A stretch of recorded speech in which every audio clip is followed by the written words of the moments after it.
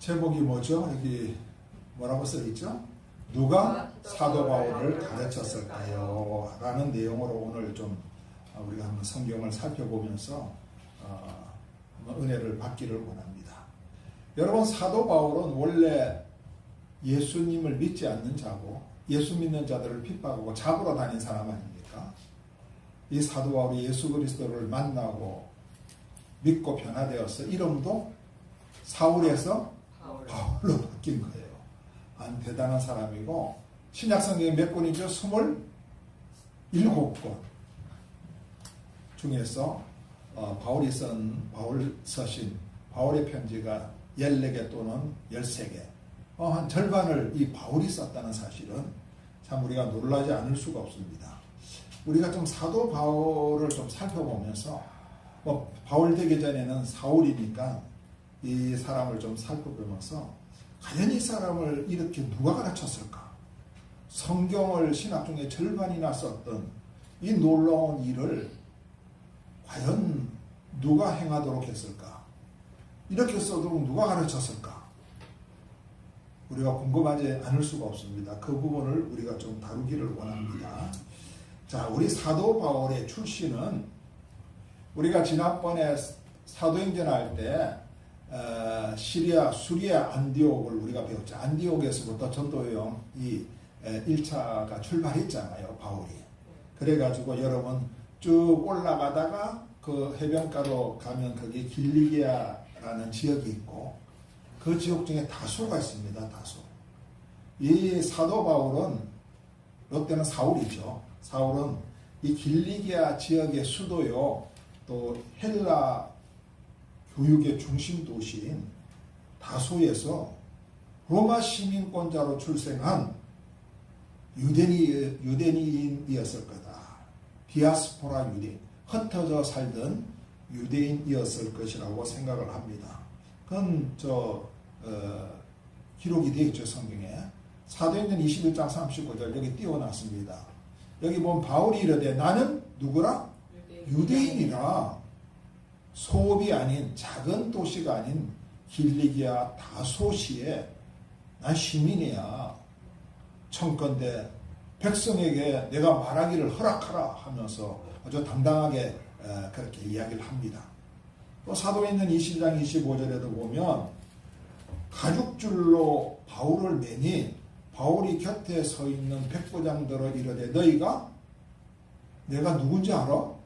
로마 시민 된 자를 죄를 정하지도 아니하고 채찍질할 수 있느냐, 그렇게 이야기를 합니다. 이런 걸 보면 바울은 대단한 사람이었습니다. 유명한 도시 길리기아 다소에서 자라난 유대인입니다. 유대인. 그리고 더 나아가서는 이 사람이 로마 시민권을 갖고 있는 사람이에요. 이 유대인들 중에 로마 시민권을 갖는다는 게 쉽지가 않거든요. 굉장히 어떤 권력을 가질 수 있는 위치에 사울이 있었다는 이야기입니다. 자, 이 사람의 교육과 종교적인 배경을 한번 좀 살펴보면 좋을 것 같아요. 자, 아까도 나왔지만 22장 3절에 같이 한번 읽어봅시다. 나는 유대인으로 길리기아 다소에서 낳고 이 성에서 자라 가말리엘의 문화에서 우리 조상들의 율법에 엄한 교훈을 받았고 오늘 너희 모든 사람처럼 하나님께 대하여 열심히 있는 자다. 길리기아 다소, 여러분들이 다 아는 그 유명한 헬라 교육의 중심지인 작은 도시가 아니라 큰 도시인 길리기아 다소에서 내가 자랐고, 그 당시에 율법의 최고 스승인 가말리엘의 그 문화에서 자기가 배웠고, 또 자기는 율법의 엄한 교육을 받고 모든 사람처럼 하나님에 대해서도 아주 열심히 있게 섬기는 자라는 겁니다. 지금 자기의 그러한 교육과 종교적인 배경을 바울은 지금 설명을 하고 있습니다. 그리고 빌립보서 3장 4절의 숙절에 보면 그러다 나도 육체를 신뢰할 만하여, 만일 누구든지 다른 이가 육체를 신뢰할 만한 것이 있는 줄 생각하면 나도 더 그러하니. 누가 자기 자신의 어떠한 육체를 자랑할 만한 사람이 있어? 너가 자랑해? 나는 너보다 더 나아. 나도 자랑할 것이 너보다 못지않아. 그렇게 이야기하는 거예요. 너가 육체를 신뢰만해? 나는 더해. 그러면서 5절에 뭐라고 말하죠? 나는 8일 만에 할례를 받고 이스라엘 족속이요 베냐민 지파요 히브리인 중에 히브리인이요 율법으로는 바리새인이요 열심으로는 교회를 박해하고 율법의 의로는 흠이 없는 자라. 나는 하나님을 믿는 열심으로는 최고야. 그리고 나는 율법을 누구보다도 잘 지켰고 하나님의 선민인 이스라엘 족속이요 베냐민 지파요 히브리 중에 히브리인이야. 내가 이런 사람이야 하면서 이제 바울이 이야기를 하는 겁니다. 실은 자기가 예수 그리스도를 믿기 전에 그 교육과 종교적인 그 배경을 지금 설명을 하는 거예요. 이 바울이 다메섹으로 가는 길에 예수님을 만납니다. 자, 다메섹에 왜 가죠? 네? 예, 그게 우리가 봐야 됩니다. 자, 9장 1절에서 5절 한 절씩 교대로 읽어볼까요? 사울이 주의 제자들에 대하여 지금까지 여기 9장까지는 이름이 누구로 나오죠? 사울입니다. 사울이 주의 제자들에 대하여 여전히 위협과 살기가 등등하여 대제사장에게 가서 다메섹 여러 회당에 가져갈 공물을 청하니 이는 만일 그 도를 따르는 사람을 만나면 남녀를 강간하고 결박하여 예루살렘으로 잡아오려니라. 사울이 길을 가다가 다메섹에 가까이 이르더니 호련히 하늘로부터 빛이 그를 둘러 비추는지라. 땅에 엎드러져 들으매 소리가 있어 비추되 사울아 사울아 내가 어찌하여 나를 박해하느냐 하시거늘. 다 같이 대답하되 주여 누구시니까 이르시되 나는 내가 박해하는 예수라. 바울이 다메섹 도상에서 살기가 등등해가지고 예수 믿는 사람을 잡아서 넘겨주기 위해서 이제 예루살렘으로 잡아오려고 가다가 예수님을 만난 거예요. 바울이 자기가 예수 그리스도를 만나서 회심하고 그렇게 이제 변화된 그 과정을 지금 설명을 하는 겁니다. 자, 이렇게 바울이 예수 그리스도를 만나고 회심한 후에 바울이 어떤 여정의 길을 갔느냐, 이거 상당히 궁금한 거예요. 지금 우리가 이걸 성경을 보면서 놓치기 하셨거든요. 예수 믿고 난 다음에 우리 생각은 바울이 그냥 전도 여행을 간 거로 생각이 되는데 그 여정이 어땠는가를 한번 우리가 성경을 보면서 자세히 살펴볼 필요가 있습니다. 우선 회심하고 난 다음에 여기 9장 19절에서 그 21절까지 내용이 나오거든요. 우선 바울이 제자들과 함께 있었고 복음을 예수 그리스도를 잠시 전한 그 내용이 나옵니다. 우리 19절에서 22절 교독을 합시다. 음식을 먹으니 강건하여 지니라. 사울이 다메섹에 있는 제자들과 함께 며칠 있을새 주여 각당에서 예수가 하나님의 아들임을 전파하니 듣는 사람이 다 놀라 말하되 이 사람이 예루살렘에서 이 이름을 부르는 사람을 멸하려던 자가 아니냐. 여기 온 것도 그들을 결박하여 대제사장들에게 끌어가고자 함이 아니냐 하더라. 사울은 힘을 얻어 예수를 그리스도라 전하여 다메섹에 사는 유대인들을 감옥하게 합니다. 바울이 회심하고 예수님을 만난 후에 제자들과 함께 잠시 같이 있었고 또 잠시 예수 그리스도 복음을 전했다는 내용이 납니다. 그리고 곧 반대하는 유대인들이 있어가지고 이제 바울은 그 다메섹을 떠납니다. 이제 회심은 다메섹을 가다가 주님을 만났기 때문에 다메섹에 좀 있다가 반대하는 사람들, 반대하는 유대인들 때문에 바울이 회심을 했다니까 유대인들이 가만히 있지를 않습니다. 배반자하면서 말이지. 그래서 유대인들 때문에 다메섹을 이제 떠납니다. 그 떠나는 내용이 9장 25절에 나옵니다. 다 같이 읽어봅시다. 그의 제자들이 밤에 사울을 광주리에 담아 성벽에 달아내립니다. 우리 사울을 따르던 사람들이 광주리에 담아서 성벽에 달아서 내립니다. 다메섹을 이제 떠납니다. 그리고 바울이 뜬금없이 아라비아로 갑니다. 이 아라비아가 뭐 어디냐 하는 그런 그 이야기는 많지만 우리가 생각하는 아라비아 광야일 수가 있습니다. 아라비아로 갑니다. 거기서 3년이나 있어요. 그리고 다메섹으로 다시 와가지고 예루살렘에서 15일을 머뭅니다. 오래 있지 않습니다. 그리고 베드로와 예수님의 형제 야고보를 이제 만났으나 또 헬라파 유대인들이 그냥 바울을 또 반대를 해. 그래서 이제 그곳에 오래 머물 수가 없었습니다. 그것이 갈라디아서 17장 17절에서 18절, 19절까지 그 내용이 나오죠. 자, 같이 한번 읽어봅시다. 또 나보다 먼저 사도된 자들을 만나려고 예루살렘으로 가지 아니하고 아라비아로 갔다가 다시 다메섹으로 돌아간노라. 그 3년 만에 내가 게바를 방문하려고 예루살렘에 올라가서 그와 함께 15일을 머무는 동안 주의 형제 야고보 외에 다른 사도들을 보지 못하였느니라. 아라비아로 갔다가 다메섹으로 돌아와가지고 몇 년 만에? 3년 만에. 그리고 게바는 베드로죠. 베드로를 방문하려고 예루살렘에 와가지고 베드로와 함께 며칠을 있었어요? 15일을 있었고 주님의 형제 야고보 외에는 다른 사도들을 보지를 못했습니다. 그리고 난 다음에 그들을 피해가지고 이제 바울의 출생지인 길리기아 지역으로 갑니다. 거기서 10년간의 침묵기를 보냅니다. 10년이라는 말은 안 나오지만 이 성경학자들이 이 성경을 잘 관찰하면서 바울이 한 10년 동안 자기 고향 길리기아 지역에서 한 10년을 보냈을 것이다. 이렇게 이제 이야기들을 합니다. 자, 갈라디아 1장 21절 23절 그 내용이 나오죠. 제가 읽어볼게요. 그 후에 내가 수리아는 안디옥이 있던 지역 아니겠습니까? 수리아와 길리기아 지방에 이르렀으나 그리스도 안에 있는 유대의 교회들이 나를 얼굴로는 알지는 못하고 다만 우리를 박해하던 자가 전에 멸하려던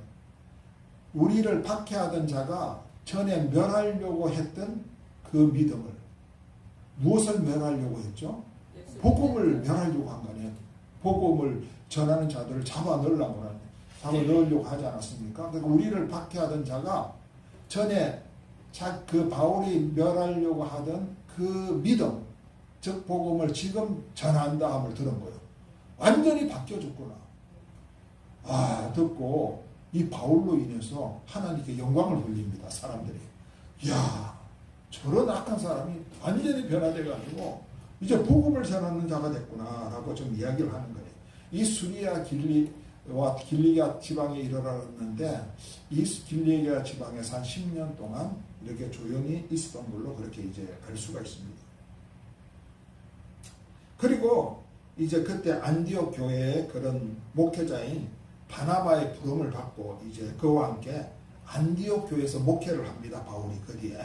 자, 사도행전 11장 25절 26절.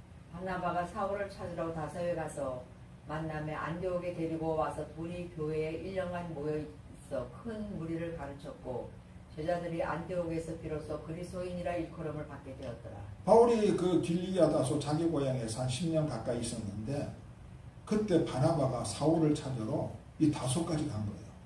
그래서 만나서 이 사울을 어디로 데려왔어요? 수리아 안디옥에 데리고 와서 둘이 교회에서 1년간 모여 있어 큰 무리를 가르쳤고 제자들이 안디옥에서 비로소 그리스도인이라 일컬음을 받았습니다. 여기서는 제자들이란 예수님의 12제자를 말하는 것이 아니라 예수 믿는 자들을 말합니다. 그리고 여기 있다가 1차 전도의 파송을 받는 거예요.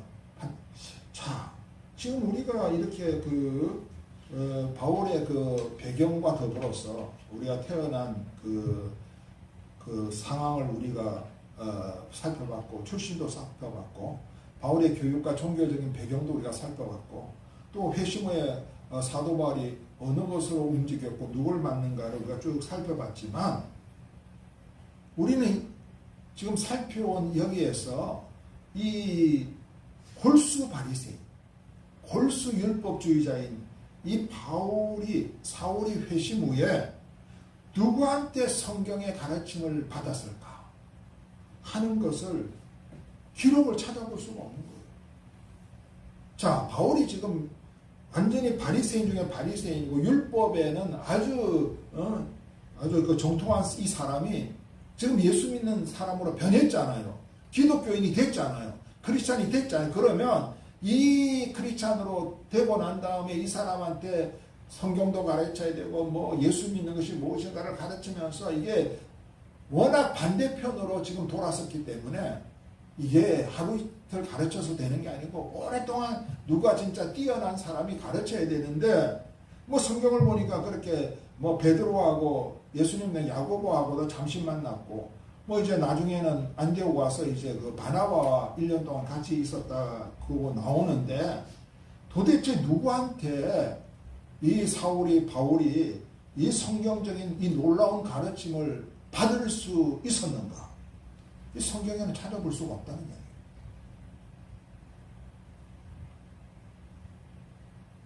뭐 아까도 이야기했지만 사도행전 9장에서는 다메섹에 있는 제자들과 회심한 후에 며칠을 함께 있었죠.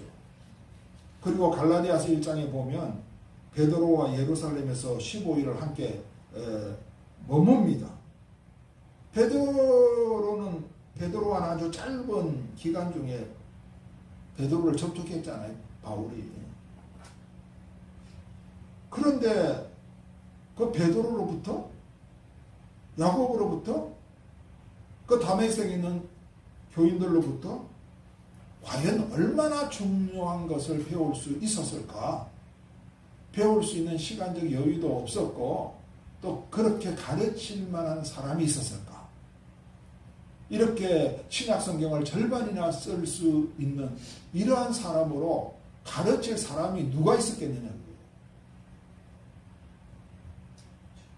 굉장히 중요한 지금 포인트입니다. 바울의 전도 여행이 이제 사도행전 13장부터 시작이 됩니다.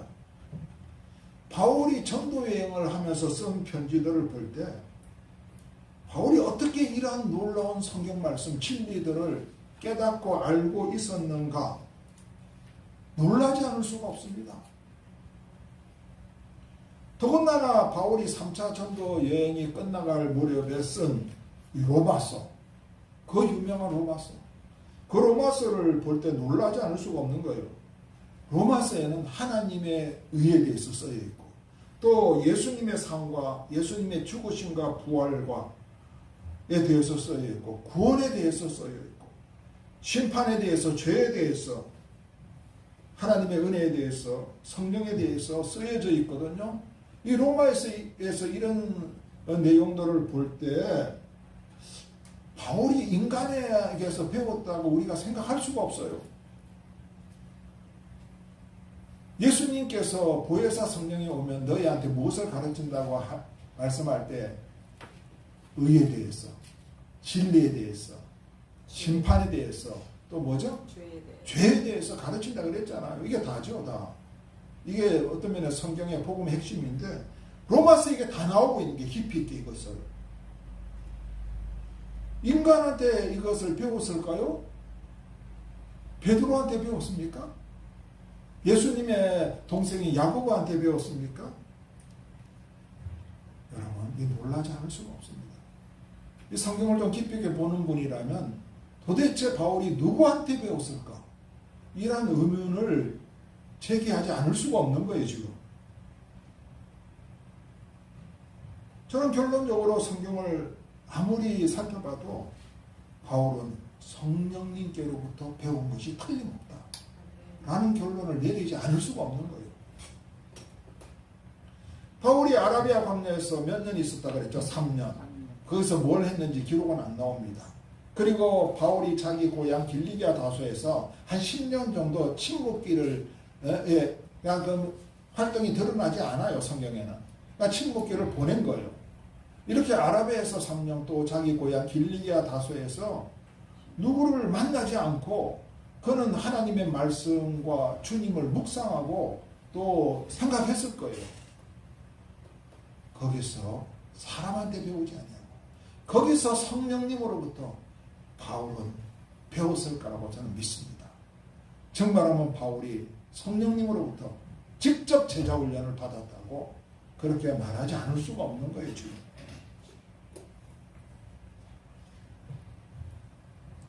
우리가 성경을 보면서 베드로가 바울한테 책망을 받은 내용도 나와요. 베드로가 바울을 이렇게 가르칠 수가 없는 거예요. 베드로가 아무리 뛰어난 지식을 갖고 있다 할지라도 특히 복음에 대해서 바울 서신을 보면요, 복음에 대해서 쓴 내용이 많거든요. 바울 서신이 13권 혹은 14권이라고 하는데 신약성의 절반입니다. 이 절반을 지금 바울이 쓴 거예요. 여러분, 성경의 저자를 우리가 누구라고 이야기하죠? 성령님이라고 그러잖아요. 이 바울의 마음과 바울의 손을 빌려가지고 성령께서 신약 성경의 절반을 쓰셨다는 겁니다. 이 바울이 이것에 대해서 갈라디아서 1장 11절 12절에서 분명히 밝히고 있습니다. 이 굉장히 중요한 성경 구절이에요. 한번 보십시오. 자, 11절 12절 같이 한번 읽어봅시다. 형제들아, 내가 너희에게 알게 하노니 내가 전한 복음은 사람의 뜻을 따라 된 것이 아니니라. 이는 내가 사람에게서 받은 것도 아니요 배운 것도 아니요 오직 예수 그리스도의 계시로 말미암은 것이라. 아멘. 내가 너에게 전한 복음은 사람의 뜻을 따라서 된 것이 아니라는 거예요. 이건 성령의 인도하심, 하나님의 뜻을 따라서 내가 너에게 복음을 전했다는 겁니다. 그리고 12절에 내가 이것을 사람에게 배운 것도 아니고 사람에게 받은 것도 아니라는 겁니다. 오직 예수 그리스도의 계시, 예수 그리스도께서 알려주시고 깨닫게 해주시는 이 예수 그리스도 계시로 말미암은 것이다. 누가 예수 그리스도의 계시를 깨닫게 하고 알려주었을까요? 누가? 성령께서. 바울이 갈라디아서 1장 11절 12절을 말씀하고 있는 거예요. 그러므로 내가 이렇게 지금 너희들에게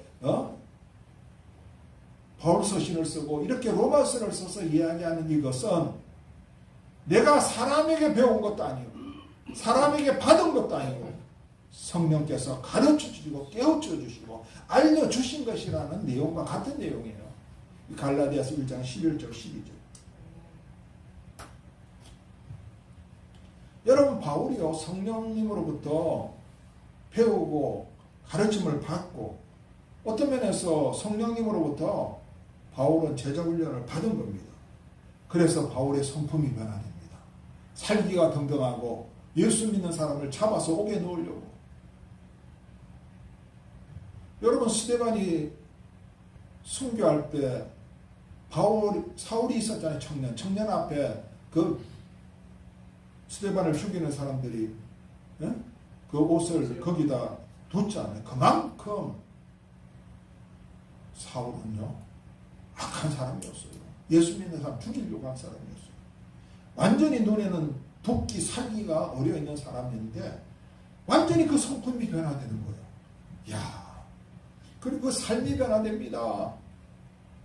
율법을 배우고 율법적으로는 뛰어난 사람이지만 자기가 지식적으로 뛰어나고 로마 시민권을 갖고 있는 어떠한 그 위치에 있는 권력 있는 사람이라고 하지만 그가 모든 자기가 알고 있는 자기가 누리고 있는 삶을 다 내려놨잖아요.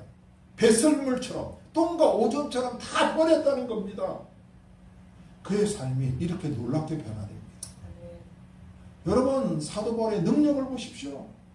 사도 바울을 통해서 얼마나 놀라운 기적과 역사가 일어납니까? 사울이 바울로 변화됩니다. 사울의 성품과 사울의 삶과 사울의 능력이 변화됩니다. 바울이 됩니다. 여러분, 성령이 하시는 제자훈련의 목적이 변화라 그랬잖아요. 무슨 변화? 성품의 변화, 삶의 변화, 능력의 변화. 지금 바울이 이렇게 사울에서 바울로 변화되었다는 사실을 우리가 바울의 그 삶을 통해서 우리가 알 수 있지 않습니까? 이게 성령께서 바울을 제자훈련 시켰다는 증거가 아니고 무엇이겠어요? 그래서 성령의 제자훈련의 열매인, 예수님의 제자훈련의 열매인, 목표인 뭐죠? 증인이 되는 그러한 그 목적이 이루어진 거예요. 그래서 사도 바울은 복음을 전하는 자로 그 한평생 보냈지 않습니까? 복음을 위해서. 여러분, 사도행전 1장 8절에 오직 성령이 너희에게 말씀하시면 너희가 권능을 받고 사마리아와 예루살렘과 땅끝까지 이르는 내 증인되리라. 성령이 임하시면, 성령이 가르치시고 성령이 제자 훈련시키면 그 사람은 뭐가 되는 거예요? 증인이 되는 거예요. 증인이. 그래서 우리가 이 성경을 볼 때 누가 사도 바울을 가르쳤을까? 성령이라고 우리는 자신 있고 당당하게 말하지 않을 수가 없는 겁니다. 안 그러면 사울이 바울이 되는 것을 가르칠 수 있는 사람도 없고 가르칠 수 있는 어떤 장소에서 배웠다는 기록도 없어요.